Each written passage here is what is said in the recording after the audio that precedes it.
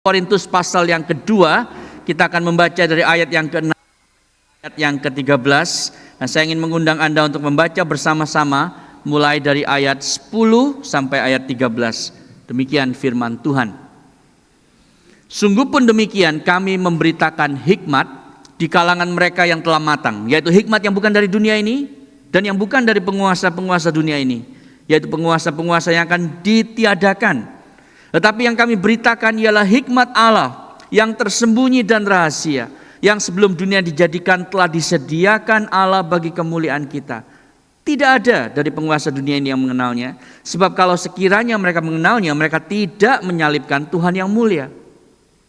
Tetapi seperti ada tertulis, apa yang tidak pernah dilihat oleh mata dan tidak pernah didengar oleh telinga dan yang tidak pernah timbul dalam hati manusia, semua yang disediakan Allah untuk mereka yang mengasihi Dia. Bersama-sama, karena kepada kita Allah telah menyatakannya oleh Roh. Sebab Roh menyelidiki segala sesuatu, bahkan hal-hal yang tersembunyi dalam diri Allah. Siapa gerangan di antara manusia yang tahu apa yang terdapat dalam diri manusia selain roh manusia sendiri yang ada dalam dia? Demikian pula lah tidak ada orang yang tahu apa yang terdapat di dalam diri Allah selain roh Allah. Kita tidak menerima roh dunia, tapi roh yang berasal dari Allah, supaya kita tahu apa yang dikaruniakan Allah kepada kita. Dan karena kami menafsirkan hal-hal rohani kepada mereka yang mempunyai roh, kami berkata-kata tentang karunia-karunia Allah dengan perkataan yang bukan diajarkan kepada kami oleh hikmat manusia, tetapi oleh roh. Demikian jawab pembacaan firman Tuhan. Silakan duduk. Bapak Ibu saudara sekalian terkasih dalam Tuhan Yesus. Kita berada dalam seri khotbah Redeeming the Ruins, the Gospel di dalam gereja Korintus. Dan hari ini kita akan melihat saudara tema yang sudah dimulai Rasul Paulus di dalam pasal yang pertama ayat yang ke-18 ya, tentang the wisdom of God. Tapi sebelumnya saya ingin memberikan intro kepada Anda. Apa yang biasanya Anda pakai sebagai predikat untuk menyebutkan orang-orang yang terlalu bodoh untuk sadar bahwa mereka bodoh? What do you call people who are too stupid to know that they are stupid? Ada yang tahu? Saudara, nama ilmiahnya adalah the Dunning-Kruger effect. Dan ini sekarang sudah cukup banyak dikenal. Kalau Anda belum pernah mendengar istilah ini, ya, Anda hari ini sudah diberitahu di sini. Ya, orang-orang yang biasanya cuma tahu sedikit tentang sesuatu, itu cenderung kemudian merasa overconfident, merasa pede banget bahwa dia tahu banyak hal. Itu namanya Dunning-Kruger, saudara. Dan ini diberi nama karena ada dua peneliti yang namanya David Dunning and Justin Kruger tahun 99 menerbitkan sebuah paper ilmiah, saudara, yang menunjukkan lewat eksperimen demi eksperimen bahwa seringkali orang yang biasanya itu pengetahuannya hanya dangkal, itu sok tahu. Dan mereka tidak sadar bahwa mereka itu dangkal gitu. Nah, itu namanya Dunning-Kruger effect, ya. Nah, ini beberapa contoh, saudara. Saya kasih contoh supaya jelas. Misalnya gini, Anda membaca beberapa artikel di internet, di WebMD, Better Health Channel kalau di Australia. Lalu Anda tiba-tiba mendadak merasa tahu tentang medical diagnosis gitu ya. Lalu berani-beraninya sama dokter itu berargumen waktu ketemu GP. Oh enggak kok, mestinya begini, mestinya begitu. Saya enggak mau ini, saya enggak mau itu, saya maunya hanya itu. Dokternya bingung, yang sekolah siapa sih gitu ya. Saya sudah 19 tahun sekolah medical misalnya. Lama banget kan memang sekolah medical. Kamu baru baca beberapa artikel aja sok tahu banget. Nah, itu namanya Dunning-Kruger effect. Contoh lain, saudara. Orang yang baru belajar nyetir, baru 10 jam, wah langsung overconfident, ngebut. Gak lihat kanan, gak lihat kiri, langsung aja pindah lane dan seterusnya. Nah, itu namanya Dunning-Kruger effect. Atau saudara, seorang pengkhotbah yang baru lulus seminari, lalu dengan overconfident, dengan PD-nya itu merasa sudah mengkhotbahkan khotbah yang luar biasa. Padahal saudara, dia belum tahu eksegesis, homiletik, preaching to the heart, dan seterusnya dan seterusnya. Jadi saudara, seringkali rasa pede ini langsung drop begitu mereka sadar bahwa ternyata ada banyak hal yang mereka belum tahu, langsung drop seperti itu ya. Baru mereka pelan-pelan belajar kerendahan hati dan semakin lama semakin sungguh-sungguh mengerti. Orang Korintus, jemaat Korintus itu mengalami Dunning-Kruger effect, saudara. Mereka cuma tahu sedikit tentang hikmat. Tetapi mereka merasa bahwa mereka itu tahu semuanya tentang hikmat Allah, padahal mereka salah. Mereka menganggap Paulus yang salah. Mereka bilang, Pak Paulus, pesanmu, message-mu tentang salib itu adalah kebodohan bagi kami. Kami gak mau terima itu. Nah ini orang yang bodoh tapi tidak mengerti mereka bodoh. Dunning-Kruger effect di Korintus, saudara. Jadi hari ini kita akan melihat bahwa Paulus mengatakan kepada jemaat Korintus dengan bahasa yang sangat penuh dengan ironi. Dia bilang, jemaat Korintus, kamu sepertinya itu mencari hikmat. Hikmat itu Sofia ya, minggu lalu saya sudah jelaskan dalam bahasa aslinya.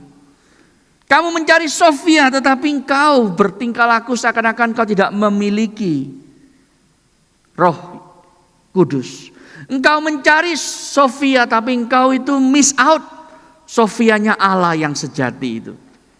Dengan kata lain saudara, kalau Rasul Paulus itu hadir hari ini, lalu bilang kepada jemaat Korintus dengan bahasa kontemporer, dia bilang begini, jemaat Korintus, jemaat Kristen di Korintus, jangan jadi orang yang goblok. Jangan jadi orang yang stupid, karena orang Kristen mestinya tidak bodoh. Sesuai itu judul khotbah hari ini ya, dalam slide berikutnya. Christians are not stupid, atau minimal orang Kristen itu are not supposed to be stupid. Saudara, ini judul yang saya baru dapatkan setelah memproses materi khotbah hari ini, membaca komentari demi komentari saudara. Karena tadinya judul khotbah ini adalah The Deep Things of God, atau Roh Kudus dan Bijaksana Allah. Boring banget kan judul itu. Maka setelah saya memproses ini semua, saya baru sadar saudara bahwa ternyata big idea-nya adalah Paulus basically ngomong, jemaat, jangan jadi orang Kristen yang bodoh. Itu esensinya saudara. Jangan termakan oleh bijaksana dunia, lalu engkau menjadi orang Kristen yang bodoh. Karena orang Kristen mestinya tidak bodoh. Kenapa? Karena ada dua alasan. Nah ini yang kita akan bahas. Yang pertama, karena engkau sudah memiliki bijaksana Allah, hikmat Allah. Yang kedua, karena engkau sudah memiliki Roh Allah. Jadi dua alasan saudara, kenapa kita orang Kristen mestinya tidak jadi orang Kristen yang bodoh. Pertama, karena sudah memiliki bijaksana dari Allah. Dan yang kedua, memiliki Roh Allah. Mari kita lihat yang pertama terlebih dahulu. Ayat 10b sampai ayat yang ke-13, kita akan bahas satu demi satu ayat ini. Karena menurut saya ini bagian dari 1 Korintus yang sangat dalam, sangat dense, dan biasanya kita lewatkan. Jadi kalau Anda bertanya, di mana di surat 1 Korintus yang paling padat berisi tentang pengajaran soal Roh Kudus? Jawabannya sebenarnya di sini, saudara, bukan di pasal 12 atau 14 yang kita hopefully akan lihat tahun depan. Enggak, ada di sini. Dan Paulus menyampaikan berita Kristus yang tersalib itu dengan kontras yang muncul di dalam beberapa kali di bagian-bagian ini. Kalau Anda lihat itu, kontras yang pertama adalah tentang hikmat dunia ini dan hikmat Allah. Hikmat dunia yang dikatakan di sana doomed to pass away. Maksudnya akan berlalu, akan ditiadakan. Hikmat dunia yang akan dilenyapkan oleh Allah, dan hikmat dunia yang langgeng, yang timeless, tapi juga sekaligus timely. Dan hikmat ini, Paulus bilang, diberikan kepada orang yang sudah matang. Ya, dalam bahasa Indonesia disebut matang. Kata bahasa Inggrisnya adalah mature. Saudara, kata ini, kalau Anda mempersiapkan seperti saya, khotbah hari ini, itu ditulis sampai belasan halaman, saudara, bahas satu kata oleh Gordon Fee. Kenapa? Karena ini memang kata yang kalau kita salah mengartikannya bisa fatal akibatnya. Saudara, gini ya, banyak pemikir, scholar Alkitab yang mengartikan kata mature itu adalah orang Kristen yang super rohani. Orang-orang yang super rohani ini yang diberikan hikmat Allah yang langgeng dan tidak bisa hilang itu. Nah, kalau kita mengertinya seperti itu, maka akibatnya adalah di dalam gereja ada kelas, ada kasta rohani. Ada orang yang hebat, bisa bahasa lidah, bisa bahasa roh, ya kan? Bisa nyembuhin orang dan seterusnya. Bisa bernubuat, melihat ke depan, masa depan. Yang lain gak bisa. Anda dan saya kebanyakan gak bisa kan semua itu. Maka kita ini jadi orang Kristen yang kelas 2, yang bayi. Itu kalau kita mengartikan kata matang, mature itu seperti itu. Tetapi saya lebih setuju dan mengikuti saudara apa yang ditulis oleh komentator seperti Carson, Morris, Hodge, dan Schreiner. Kalau Anda tertarik Anda bisa tanya kepada saya nanti referensinya. Bahwa ini tidak bicara soal orang percaya yang sudah dewasa atau yang masih bayi. Ini tidak bicara soal orang dewasa, orang Kristen yang super rohani dan yang biasa-biasa saja. Tidak. Ini bicara soal orang Kristen di dalam jemaat semua. All Christians. Semua orang Kristen yang sudah percaya salib Kristus Yesus. Jadi Paulus sedang mengatakan seperti ini, saudara. Kamu adalah orang yang matang kalau kamu menerima bijaksana Allah, yaitu salib Yesus Kristus. Orang-orang yang tidak menerimanya itu enggak matang. Orang yang belum dewasa. Karena mereka itu menolak salib Yesus Kristus. Yang mereka terima adalah dikatakan di sana the wisdom of this age, hikmat dunia ini atau hikmat para penguasa dunia ini. Saudara, siapa mereka? Minggu lalu atau 2 minggu lalu saya sebutkan para filsuf, para scholars, para pemikir saudara, semua best thinkers of the world yang tidak peduli dengan salib Kristus dan tidak mau terima, bahkan menolak bahwa ada Allah yang hadir sebagai manusia, mati sebagai kriminal di atas kayu salib dan kematiannya itu menebus dosa dunia. Such a foolishness. Nah saudara, kalau mereka tidak mau menerima salib Kristus, mereka bukan orang yang matang. Lalu Paulus melanjutkan di ayat yang ke-7, tetapi kami ini memberikan the secret and hidden wisdom. Saudara, apa sih misteri Allah itu? Hikmat yang misterius, itu secret ya, misteri. Dari kata mysterium, misteri. Apa sih hikmat Allah yang tersembunyi? Tidak lain dan tidak bukan adalah berita salib. Bahwa Yesus itu datang ke dunia dan disalibkan bagi dosa kita. Itu saudara beritanya. Jadi Paulus tidak mengatakan bahwa ada satu message yang sederhana untuk orang Kristen bayi. Dan kemudian ada berita yang sulit, hikmat yang sulit, yang misterius bagi orang Kristen yang dewasa. No. Semua orang Kristen yang menerima salib Kristus adalah orang yang sudah matang. Lalu yang menarik saudara, dan saya sudah 25 tahun lebih jadi orang Kristen saudara. Baru sekarang saya memahami dengan lebih cespleng gitu ya. Apa artinya klausa itu ya, 7b. Which God decreed before the ages for our glory. Yang Allah sudah tetapkan dari sejak sebelum dunia diciptakan bagi kemuliaan kita. Saudara, Paulus sedang mengatakan bahwa hikmat Allah ini bukan sesuatu yang dia rencanakan mendadak. Karena Allah kaget, wih manusia berdosa melawan saya. Kalau gitu saya akan buat rencana keselamatan. Tidak saudara. Allah sudah membuat rencana sejak bukan sebelum kita diciptakan dalam rupa dan gambar Allah. Bukan, bahkan lebih mundur dari itu. Sejak sebelum time and space itu ada. Sejak sebelum dunia, fondasi dunia ini ada. Rencana keselamatan Allah itu, Yesus mati di atas kayu salib, sudah ada.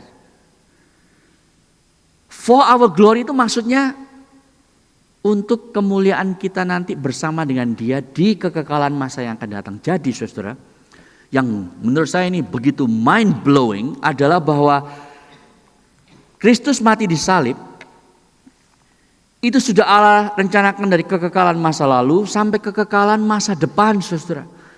Inilah grand plan of salvation Allah yang orang dunia, the best thinkers of this world, nggak pernah tahu. Jadi saudara, kalau Anda itu bertumbuh di dalam iman Kristen, ini implikasinya ya. Anda tidak akan pernah lulus dari salib Kristus. Bagaimana sih orang Kristen itu bertumbuh? Bukan gini ya, pertama belajar salib, habis itu belajar doktrin yang susah-susah. No, Anda bertumbuh dalam iman, itu Anda semakin dalam memahami salib Kristus. Karena Paulus mengatakan, ya ini loh, secret dan hidden wisdom of God ini yang kita tidak akan pelajari seumur hidup. Bahkan dari kekekalan masa lampau sampai kekekalan masa depan itu Allah itu memberikan itu semua bagi kita. Itu artinya kita lebih dalam memahami salib. Semakin Anda bertumbuh dalam iman, semakin Anda mengerti, oh itu toh artinya salib dan kaitannya dengan cara saya berpacaran, cara saya membesarkan anak, cara saya bekerja, cara saya mengelola uang, cara saya memakai waktu dan seterusnya. Itu tanda Anda bertumbuh. Dan Paulus mengatakan tidak ada, ayat 8 ya, none of the rulers of this age. Tidak ada yang paham. Karena kalau mereka paham, mereka tidak akan menyalibkan Tuhan kemuliaan. Saudara, ini kontras yang kedua yang Paulus katakan antara rulers of the age, para pemimpin, para pemikir, para filsuf zaman ini, dengan Tuhan kemuliaan. Jadi saudara, seorang pengamatan menulis begini, di atas salib itu ada dua hal yang sedang bertabrakan dengan dahsyatnya, yaitu dua pemimpin dunia ini dan Yesus Kristus, pemimpin alam semesta. Ada dua bijaksana yang sedang bertabrakan, bijaksana dunia ini dan bijaksana Allah. Bijaksana Kaisar Romawi dengan military power bertemu dengan bijaksana Kristus yang penuh dengan kerendahan hati dan pelayanan dan pengorbanan. Di hari Jumat ketika Yesus disalib, yang menang kelihatannya adalah hikmat dunia. Yang menang adalah Roma. Yang menang adalah pemimpin zaman ini. Dan semuanya kelihatannya the end of the world. Tapi Minggu pagi datang. Dan tiba-tiba ada satu hal yang berubah. Tuhan kemuliaan itu dibangkitkan dari kematian. Dia dinyatakan oleh Allah. Dia yang benar. Dan hikmat Allah menang. Hikmat Allah yang dari sejak sebelum dunia diciptakan itu sudah direncanakan. Dinyatakan sebagai hikmat yang sejati. Saudara, Tuhan kemuliaan adalah titel yang paling keren, paling luar biasa yang diberikan Paulus kepada Yesus. Yesus punya banyak titel ya. Anak Allah, anak manusia, hamba Allah dan seterusnya. Tetapi menurut saya yang paling keren adalah ini, the Lord of Glory. Sudah tahu kenapa keren? Karena yang boleh pakai istilah glorious itu hanya Allah Yehova. Dan orang Israel tahu itu, saudara. Karena Allah itu kesuciannya penuh mulia. Saudara tahu glory itu artinya apa? Artinya berat, weight. Jadi kalau Anda itu cemplungin batu 3 kilo ke ember yang berisi air, airnya akan meluap. Betul? Karena the glory of the stone itu memporak-porandakan air. Saudara, ketika kemuliaan Allah itu turun, maka seharusnya hidup kita itu punya riak, punya dampak yang berbeda, saudara. Karena beratnya Allah itu membuat hidup kita jadi beda. Kesucian Allah itu mulia. keadilan Allah itu mulia, kebaikan Allah itu mulia. Everything about God is glorious. Nah sekarang Paulus menetapkan titel yang tadinya untuk Allah Yehova itu kepada Yesus. Dengan kata lain Paulus yang mengatakan Yesus ini adalah Allah. Dia adalah pribadi kedua dari Allah Tritunggal yang engkau salibkan. Kalau engkau tahu siapa dia, kalau engkau dengan hikmatmu itu bisa ngerti, tidak mungkin kau akan salibkan dia. Tapi ini yang membedakan hikmat Allah dan hikmat manusia. Begitu tingginya hikmat Allah sampai orang-orang yang paling pandai di zamanmu gak tahu bahwa Yesus itu adalah Tuhan kemuliaan. Saudara, ini yang Paulus sedang katakan di dalam argumentasinya. Dan saya harap Anda jelas saudara. Orang-orang Sanhedrin ini, Pontius Pilatus dan Herodes gak ngerti semua itu sebab mereka menyalibkan Yesus. Gak mengerti rencana Allah yang sangat brilian. Sampai-sampai saudara saya pikir CIA atau KGB atau Mossad atau apapun spy agency gak mungkin bisa memikirkan rencana yang dahsyat ini. Saudara, Kisah Rasul pasal 4 ayat 27 ayat 20 dan 28 itu bilang begini. Kalau Anda punya Alkitab Anda bisa buka. Sebab sesungguhnya telah berkumpul dalam kota ini Herodes, Pontius Pilatus beserta bangsa dan suku bangsa Israel melawan Yesus hambamu yang kudus yang kau urapi, untuk melaksanakan segala sesuatu yang kau tentukan dari semula oleh kuasa dan kehendakmu. Jadi saudara, ini yang luar biasa. Untuk menggenapi rencana keselamatannya Allah memakai orang-orang jahat seperti Pontius Pilatus dan Herodes. Mereka pikir mereka sedang melenyapkan Yesus yang menjadi ancaman dari kekuasaan mereka. Tapi yang mereka tidak tahu, sebetulnya pada waktu mereka menyalibkan Yesus, mereka sedang menggenapkan rencana Allah yang kosmik itu untuk membawa keselamatan bagi seluruh dunia. Ini keunikan dan begitu brilian saudara dari rencana Allah. Dan untuk menutup bagian pemikiran ini saudara, Paulus mengatakan begini di ayat yang ke-9.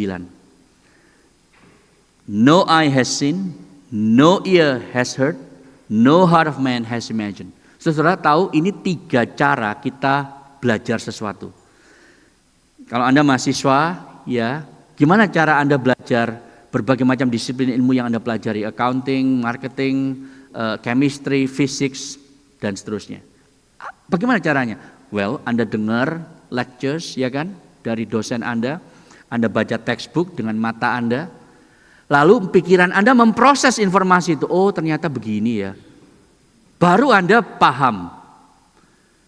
Tetapi Paulus mengatakan lewat 3 pintu masuk itu untuk Anda tahu. Tidak ada yang bisa memahami salib Kristus kecuali Allah menyatakannya kepada dia yang mengasihi Allah. Saudara, ayat ini, ayat 9 ini, ayat yang sangat indah, yang emosional saudara. Itu sebabnya biasa kita dengar ini di mana? Siapa yang pernah dengar ayat ini dibacakan selain pagi ini ya? Biasanya di kebaktian penghiburan. Ya kan? Kalau ada grieving family itu, keluarganya itu sedih. Kenapa? Lalu pastornya membacakan ayat ini. Biarlah engkau dihibur. Karena tidak ada mata yang pernah melihat, tidak ada telinga yang pernah mendengar, tidak ada hati yang pernah memikirkan, dan apa yang engkau tidak pernah tahu dan dengar dan pikirkan, Tuhan sediakan bagi mereka yang mengasihi Dia. Maksudnya apa? Tuhan sediakan langit, surga yang indah itu. Jadi jangan sedih. Saudara, kelihatannya bagus ya, emosional ya, padahal keliru. Nah, lain kali kalau Anda dengar seperti itu ya, Anda tahu ya bahwa itu keliru, tapi tolong jangan langsung protes. Maaf Pak Pendeta, ini salah Pak, salah ayatnya. Nggak usah begitu. Tapi hari ini saya kasih tahu Anda, sebetulnya ayat ini waktu Paulus menulis tidak mengacu, dan dia mengutip dari Yesaya 64-65 ini, dia tidak mengacu kepada masa depan yaitu langit yang baru dan bumi yang baru, yang Tuhan sediakan bagi kita yang mengasihi Dia. No, Dia sedang berbicara kepada masa sekarang. Paulus bilang, tidak ada mata dan telinga dan hati kita yang bisa memahami salib Kristus, kecuali Allah menyatakan kepada kita. Itu maksudnya, saudara. Itu sebab kita harus penuh dengan sukacita ketika kita memahami itu, karena Allah memutuskan untuk menyatakannya kepada kita. Tanpa itu kita nggak akan pernah tahu. Sama seperti Herodes dan Pontius Pilatus dan seterusnya. Jadi saudara, poin pertama ini saya ingin mengatakan bahwa jangan jadi orang Kristen yang bodoh, karena Anda sudah mendapatkan, sudah diberikan hikmat Allah, yaitu Kristus yang tersalib. Anda sudah ngerti sekarang. Tetapi bukan hanya itu, saudara, karena itu tidak cukup. Allah bukan hanya memberikan hikmat Allah kepada kita, Allah juga memberikan, saudara, rohnya supaya kita paham akan hikmat tersebut. Ini alasan yang kedua, kenapa orang Kristen jangan bodoh. Karena kita memiliki the Spirit of God. Slide berikutnya, bukan the spirit of the world. Mari kita lihat ayat yang ke-10b. Ya, for the Spirit searches everything, even the depths of God. Lalu dia pakai analogi, saudara, dan ini yang menurut saya penting untuk kita pahami. Di satu sisi, ya logika berpikir Rasul Paulus ya. Makanya kalau kita baca Alkitab itu kelihatannya akan mumet ya, tahu ya mumet ya. Mumet itu pusing, saudara ya, ribet banget Alkitab ini, gimana sih Paulus ngomong apa sih dan seterusnya. Padahal kalau Anda studi baik-baik, Anda bisa melihat logika berpikirnya itu luar biasa sistematis. Dia bilang gini, di satu sisi Allah memberikan berita salib itu secara publik, secara objektif. Ini loh hikmat Allah, Kristus mati untuk dosa manusia. Tapi secara subjektif Anda nggak mungkin bisa terima itu, kecuali Allah Roh Kudus yang membuka, mencelikan mata rohani Anda sehingga Anda bisa paham bahwa oh ternyata Yesus mati di atas kayu salib itu adalah memang puncak klimaks dari rencana Allah untuk menyelamatkan dunia ini. Kalau tidak, saya akan tetap buta rohani dan saya tidak akan pernah melihat the amazing grace tersebut. Jadi kalau kita bersyukur akan pemberian Allah di dalam diri anaknya Yesus Kristus, kita juga harus bersyukur akan pemberian Allah tentang rohnya. Yang tanpa itu kita tidak akan pernah bisa menerima Kristus Yesus dan Injilnya. Tapi kita suka di challenge, saudara, sama orang yang belum Kristen, belum percaya. Dan challenge-nya menurut saya cukup masuk akal. Mereka bilang begini, kalau Allah sudah menyatakan dirinya secara real di dalam sejarah, di dalam Kristus Yesus, kenapa sih? Kenapa dia tidak membuat itu bisa diakses oleh semua orang, sehingga begitu orang ngerti, begitu orang diberitahu bahwa Allah datang ke dalam dunia dan mati sebagai juru selamatmu di atas kayu salib, mereka langsung berubah dan terima Yesus. Kenapa? Kenapa itu tidak mau terima dan tidak bisa terima? Saudara, pertanyaan ini didasari oleh asumsi bahwa segala sesuatu harus bisa masuk akal, ya kan? Masuk akal, diukur, dirasakan, dilihat seperti di lab eksperimen lab kimia itu. Tetapi Paulus mengatakan no, karena asumsi itu melupakan satu hal yang penting, bahwa kita ini sudah memberontak kepada Allah. Itu sebab nggak mungkin dengan pikiran kita bisa memahami langsung hikmat Allah yang dinyatakan kepada kita tanpa ada Roh Kudus yang secara personal bicara kepada setiap kita. Jadi saudara, kemudian Paulus memakai analogi dan disinilah dia menunjukkan bahwa sebetulnya dia tuh memakai, ingat ya minggu lalu saya mengatakan bahwa Paulus bilang kan gini, aku tidak mau tahu segala sesuatu kecuali salib Yesus Kristus. Tapi sebenarnya dia sedang memakai begitu banyak retorika untuk menunjukkan salib Kristus. Jadi maksud Paulus itu bukan gak boleh pakai retorika, bukan gak boleh pakai analogi di dalam khotbah. Selama analogi dan retorika itu menolong orang untuk memahami salib. Tapi begitu itu distract orang dari salib Kristus, maka retorika harus dibuang. Nah, saudara, Paulus memakai retorika, memakai analogi, saudara. Dia bilang begini, di ayat yang ke-11 itu ya. Ini analogi, saudara. Siapa yang paling tahu dirimu? Saya kenal Anda, beberapa dari Anda mungkin lebih dekat daripada orang lain. Jelas, karena Anda 200 orang. Saya nggak mungkin kenal Anda sama rata, gitu ya. Tapi sedekat-dekatnya saya dengan Anda, nggak mungkin saya bisa tahu setiap pikiran Anda. Saya nggak bisa tahu, ada hari ini yang mungkin sekarang nih, ya jam 12.01 lagi mikir, aduh mau makan apa ya habis gereja ya. Ini kapan selesainya nih khotbah nih, kayaknya kok masih separuh. Mungkin ada yang berpikir seperti itu. Saya nggak tahu, saudara. Mungkin ada yang pikir, oh ini khotbah yang bagus, semoga tidak selesai dalam 3 jam. Wah, mungkin ada yang berpikir seperti itu. Saya juga nggak tahu, tapi mungkin nggak ada sih ya. Knowing you. Dan sebaliknya, saudara, Anda mungkin kenal saya cukup dekat, tapi Anda nggak pernah tahu setiap hal yang saya pikirkan. Nggak mungkin kan? Jadi siapa yang bisa tahu pikiran saya, setiap jengkal pikiran saya? Yang tahu adalah diri saya sendiri, roh saya. Nah, sekarang Paulus memakai analogi itu yang di dalam filosofi Greka, saudara, disebut like is known by like. Dan orang Korintus tahu akan hal ini. Paulus yang mengatakan ini, siapa yang kenal Tuhan? Yang bisa tahu pikiran Tuhan? Ya cuma Tuhan itu sendiri, ya kan?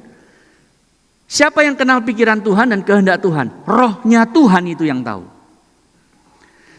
Dan Paulus bilang, sekarang rohnya Tuhan itu diberikan kepadamu, jemaat Korintus. Sehingga engkau sekarang tahu pikiran Tuhan. Saudara, ini yang luar biasa. Anda bisa bayangkan nggak kalau ini terjadi pada kita sebagai manusia? Anda nggak pernah tahu semua pikiran saya kan? Lalu saya bilang pada Anda, kamu mau tahu pikiran saya 24 jam sehari, 7 hari seminggu? Saya akan berikan roh saya kepadamu. Wah. Langsung Anda tahu semua apa yang saya pikirin. Ternyata nggak sebagus yang saya duga, gitu Anda kaget kan? Setelah itu yang terjadi. Yang tahu pikiran Allah adalah roh Allah. Dan Paulus kan berkata roh Allah itu diberikan kepadamu. Sehingga Anda bisa tahu apa yang ada di pikiran Allah. Sudah luar biasa kan? Kalau Anda nggak kagum dan terpesona, saya nggak tahu lagi apa yang harus saya katakan. That is so mind blowing. The Spirit of God is given to you. Jadi sekarang apa yang ada dalam pikiran Allah, the deep things of God. Anda bisa nyelam sedalam-dalamnya dan tahu, ternyata Allah itu seperti itu, sucinya, baiknya kepada saya. Jadi saudara, yang dibutuhkan adalah revelation. Karena dengan hikmat kita sendiri kita nggak mungkin bisa tahu. Lalu di ayat yang ke-12 dan 13 sisanya, slide berikutnya saudara, Paulus mengatakan kita sudah menerima roh Allah itu. Itu sebabnya kalau Anda lihat, sehingga kita sekarang paham the things freely given us by God. Apa sih freely given, the things that are freely given itu? Tidak lain tidak bukan adalah salib Kristus. Jadi Anda harap jangan bosen. Kalau khotbah saya ini soal salib Kristus, karena Paulus juga nggak bosen-bosennya saudara ngomong soal salib di seluruh surat 1 Korintus, ke seluruh 16 pasal. Jadi Anda harus terus memikirkan tentang salib, dan Paulus mengatakan setelah saya tahu ini karena roh Allah di dalam diri saya, sekarang saya bisa menjelaskannya kepada orang lain. Kalau tanpa roh Allah saudara, Anda menjelaskan Injil sama orang lain, itu sama dengan Anda menjelaskan kalkulus kepada seekor anjing. Coba Anda pakai PowerPoint slide gitu ya, pakai kurva dan seterusnya kepada seekor anjing. Ini loh caranya kalkulus ya, untuk ngitung GDP sebuah negara dan apa yang terjadi kalau ada foreign direct investment masuk gitu ya. Anjingmu akan dan seterusnya, goyang-goyang ekornya dan seterusnya. Lalu berharap pada whatever you say, just give me the treat man, gitu kan, anjingnya bilang begitu. Kecuali ada roh Allah sehingga Anda bisa paham, oh ini artinya Yesus mati di atas kayu salib. Saudara, kalau saya berhenti di sini khotbahnya, Anda mikir-mikir ya, apa aplikasinya? So what? Nah, ini saya berikan so what-nya, saudara. Saya masih punya waktu. Yang pertama, aplikasi, next slide. Di dalam pelayanan Kristiani, yang kita lakukan di gereja ini, yang kita lakukan di berbagai tempat lain di luar gereja, semua pelayanan Kristiani, fokuslah kepada Injil.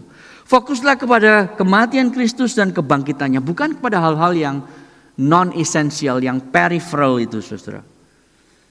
Contohnya gini, kalau Anda mau menarik orang datang pada Kristus di dalam acara gereja, boleh nggak pakai free pizza gitu ya, free Indomie, di Indonesia kan biasa, free Indomie, fun events gitu, dikadain basar, drama dan seterusnya.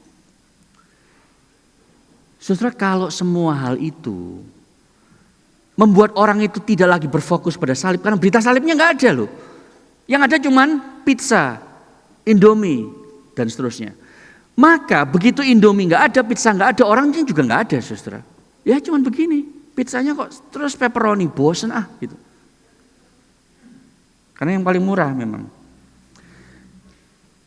Tetapi bukan berarti kita nggak boleh pakai events dan pizza, saudara, asal fokusnya adalah Yesus Kristus. Sama juga dengan jangan mengandalkan retorika, filsafat dan kepandaian seorang pembicara atau pengkhotbah atau pendeta.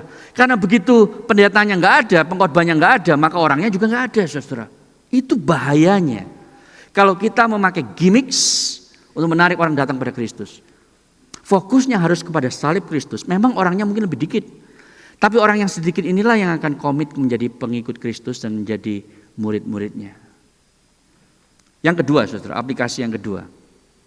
Jangan pledge your allegiance, jangan kau mengikuti dan komit untuk percaya kepada bijaksana dunia yang sekuler atau para pemikir-pemikir sekuler tersebut. Karena mereka tidak menerima salib Kristus. Ukurannya cuma itu. Boleh nggak Anda belajar sebuah ilmu dari seorang pemikir sekuler? Boleh. Tapi jangan percaya 100%. Jangan Anda kemudian mengikuti semua pemikirannya, saudara. Kenapa? Paulus bilang cuma satu alasannya. Karena dia tidak percaya salib Kristus. Jadi gampang, saudara, kriterianya. Coba cek dosen Anda di kampus. Kalau dia tidak percaya salib Kristus, Anda hanya boleh trust but verify. Gitu ya. Jangan percaya secara membabi buta. Nah, saudara, D.A. Carson, yang bukunya saya pakai untuk menolong saya mempersiapkan khotbah seri ini. Dia menulis begini. Dalam bahasa Inggris slide berikutnya ada 2 slide. Tolong Anda perhatikan karena apa yang dia tulis ini penting banget, saudara. Dia bilang begini. Kekristenan di dalam masyarakat barat yang kontemporer itu seringkali diberitahu bahwa mereka itu ignorant. Mereka itu cupet, ya, picik pikirannya. Dan tidak mampu memahami dunia ini. Betulkah seperti itu? Anda harus tahu, orang Kristen nggak bodoh. Paulus kebalik, saudara. Dia bilang gini, orang Kristen itu sama mampunya dengan orang-orang yang tidak Kristen untuk menjelaskan dunia ini kepada masyarakat postmodern. Tetapi karena mereka, next slide, tetapi karena mereka itu sudah menerima Roh Allah, because they have received the Spirit of God, mereka juga punya kemampuan yang kedua, yaitu mereka mampu untuk mengatakan sesuatu yang bijaksana dan benar tentang bagaimana dunia ini, membuat mereka itu lebih komprehensif daripada orang-orang yang tidak percaya. Dari perspektif ini, kata Don Carson, begitu bodohnya jikalau engkau kemudian mengutamakan perspektif dunia, lalu menginginkan, saya suka kalimat itu ya, limited vision, visi yang cuman dangkal yang dimiliki oleh orang yang tidak percaya salib Kristus, dan itu yang dilakukan oleh orang Korintus. Yang kita lakukan setiap kali kita itu mengadopsi kepercayaan dunia, mengagumi semua heroes dan idolsnya, mencari pujian dari dunia ini, Anda tertipu. Anda tertipu.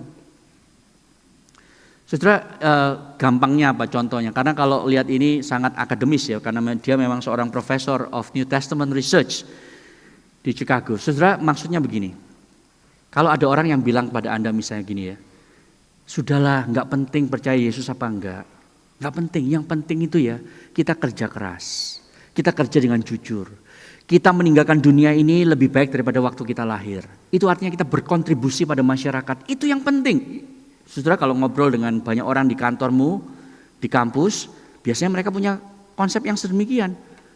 Buat apa percaya Yesus? Kalau kamu mau percaya, bolehlah. Tapi jangan paksakan kepada saya, karena itu gak penting. Yang penting adalah kita harus hidup rukun, saling membantu satu dengan yang lain. Saudara, pertanyaannya gini. Kalau Yesus tidak datang ke dunia dan mati bagi kita, dan kita itu berarti nggak punya makna hidup dan tujuan hidup, maka semua ini random. Kalau semua ini random dan tidak ada makna hidup yang kekal itu, untuk apa kita itu saling rukun satu dengan yang lain? Bukankah selama milenia yang terjadi mestinya adalah hukum rimba, survival of the fittest. Kalau tidak ada Yesus yang lahir ke dunia ini, yang benar itu adalah Mufasa. Anda tahu Lion King? Mufasa itu filosofinya bagus, saudara. Circle of life itu ya. Jadi apa? Yang kuat makan yang lemah. Lalu yang lemah itu mati, lalu disintegrate, saudara. Lalu dijadikan makanan bagi binatang yang lain. Jadi semua makhluk hidup itu terkoneksi dalam circle of life. Udah begitu aja. Jadi gimana dong? Ya sudah, konglomerat mematikan pedagang kaki lima. Gak apa-apa itu. Saudara, itu yang mestinya terjadi. Tapi karena Kristus hadir di dunia ini, dia mengubah segala sesuatunya. Saudara, kalau Yesus tidak hadir di dunia ini, untuk apa Anda berbuat baik, Anda bekerja dengan jujur, Anda memberikan kontribusi kepada dunia ini, kalau nanti dunia ini akan disintegrate. Kalau dunia ini nanti akan lenyap. Bahkan kalau Anda pernah lahir di dunia ini nggak jadi soal kan. Jadi buat apa berbuat baik? Kenapa nggak berbuat jahat aja? Tetapi saudara, karena Yesus hadir dan mati di atas kayu salib untuk mengalahkan kematian itu sendiri, dan dia akan sedang memperbarui seluruh ciptaan ini. Nanti akan ada langit yang baru dan bumi yang baru. Itu sebab sekarang pekerjaanmu menjadi relevan. Kontribusimu menjadi matters to God. Hidupmu menjadi meaningful. Apa yang Anda putuskan hari ini punya dampak kekekalan. Kenapa? Karena akan ada kekekalan. Yesus datang dan mati di atas kayu salib untuk memperbarui dunia ini. Jadi saudara, yang konyol siapa sekarang? Yang konyol orang Kristen kah? Yang percaya salib? Atau orang yang gak percaya salib, saudara? Anda gak bisa cuma bilang, ya nanti tunggulah masa depan. No, karena ini sudah terjadi dalam sejarah. Yesus sudah dibangkitkan dari kematian. Dan dia berjanji akan datang lagi. Kalau Yesus sudah mati dan sungguh-sungguh sudah bangkit, dia pasti akan datang lagi. Yang terakhir, saudara, aplikasi yang terakhir. Saya baru baca ini beberapa hari yang lalu di sosial media. Menurut saya ini adalah kepercayaan dunia. Ya, yang benar tapi menyedihkan banget, saudara. Saya sampai agak gimana ya rasanya, ya cuman begini gitu ya. Coba Anda baca itu ya. Bad news, everything is temporary, but it's also good news. Jadi kalau segala sesuatu itu cuman sementara di dunia ini, itu bad news dan good news kata mereka. Jadi kalau hal-hal itu berjalan dengan baik, if things are going well, enjoy it because it won't last. If things are going bad, don't worry, it cannot last forever. Jadi kalau saya terjemahkan kira-kira gini. Kalau Anda makan es krim, enak banget ini. Enjoy it karena it won't last, akan leleh. Tapi kalau Anda jadi menikmati summer weather di Melbourne hari ini, enjoy it karena it won't last, besok mungkin hujan. Well, you are in Melbourne. Tapi kalau ada hay fever hari ini, begitu ini membuat Anda blok semua di sini, sekitar sini ya. It's okay, karena nanti akan berakhir juga gitu. Cuman begitu saudara hidup di dunia ini. Maka Anda kasihan banget kan. Tapi karena Yesus hadir dan mati bagi Anda dan dibangkitkan bagi Anda. Ini yang seharusnya terjadi. Next slide dan terakhir. Apa yang ditulis oleh Tim Keller, saudara. No, hal-hal yang baik yang Anda nikmati, itu tidak akan pernah hilang. Tidak akan pernah hilang. Kenapa? Tidak pernah hilang. Karena Yesus sudah hadir dan dia menjanjikan kepadamu, di rumah Bapakku ada banyak mansion, ada banyak kamar. Aku akan datang bagimu dan menjemput engkau, dan kau akan menjadi serupa dengan aku, dan kau akan menikmati hidup yang penuh dengan sukacita, tidak ada lagi air mata. The good things that you have today in this world tidak akan stop. Tapi itu cuman sebenarnya mencicipi. Itu cuman icip-icip. Karena saudara akan mendapatkan the real, more full version of what you enjoy in this world. Yang kedua, saudara, kalau hal-hal yang buruk, jangan khawatir. Karena Alkitab memberitahu kita, karena Yesus sudah datang mengalahkan kematian, maka sekarang segala sesuatu yang buruk yang kau lakukan, yakinlah, God works all that for your own good. Roma 8 ayat 28 mengatakan, for those loving Him, God works together all things for good. Itu dimungkinkan karena Yesus sudah mati mengalahkan kematian dan Dia sudah bangkit, saudara. Sehingga kematian bukan akhir dari segala-galanya. Semua masalah Anda yang paling besar adalah kematian kan. Tapi itu pun sudah dikalahkan oleh Yesus. Sehingga hal-hal yang paling menyedihkan dalam hidup Anda, Allah bisa memakainya menjadi kebaikan bagi Anda. Dan the best is yet to come. Kalau Anda tahu bahwa the best is yet to come, Anda bisa bertahan dalam penderitaan apapun di dunia ini. Saudara, jadi saya harap karena kita adalah orang Kristen yang sudah menerima wahyu Allah, memahami salib Kristus, jangan mengadopsi yang sebelah kiri. Yang mengatakan bahwa ya segala sesuatu sementara, no. Akan ada kekekalan karena Yesus sudah hadir dan mati bagi kita dan dibangkitkan bagi kita. Saudara, ini aplikasinya. Kalau Anda belum percaya kepada Kristus, mari jangan dijebak, ditipu mentah-mentah oleh pemikir-pemikir dunia ini dan hikmat dunia ini. Bertobatlah dan datanglah kepada Kristus yang sudah mati dan dibangkitkan bagi Anda, supaya Anda ada di sebelah kanan.